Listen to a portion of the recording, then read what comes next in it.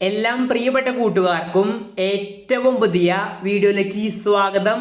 2025 NEET result സംബന്ധിച്ച് വളരെ പ്രധാനപ്പെട്ട അറിയിപ്പാണ് ഈ വീഡിയോയിലൂടെ നിങ്ങളുമായി പങ്കുവയ്ക്കാൻ പോകുന്നത്.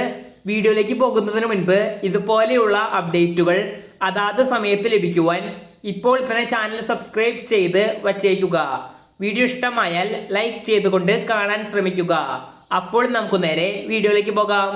നീറ്റ് 2025 റിസൾട്ട് സംബന്ധിച്ച് മധ്യപ്രദേശ് ഹൈക്കോടതിയുടെ ഏറ്റവും പുതിയ വിധി വന്നിട്ടുണ്ട്.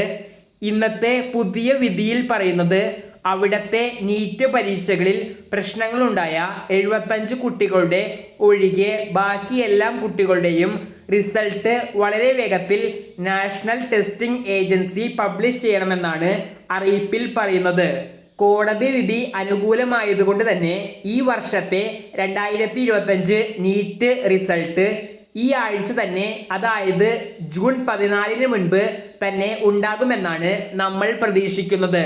നീറ്റ് പരീക്ഷാ നടത്തിപ്പിൽ ചില സാങ്കേതിക തകരാറ് മൂലം 75 കുട്ടികൾക്കോളം പരീക്ഷ എഴുതുന്നതിൽ ബുദ്ധിമുട്ടുണ്ടായിരുന്നതിനെ തുടർന്നാണ് മധ്യപ്രദേശ് ഹൈക്കോടതിയിലേക്ക് ഇവർ നീങ്ങാൻ കാരണം. ഇപ്പോൾ അതിൻ്റെ കോടതി വിധിയാണ് വന്നിട്ടുള്ളത്.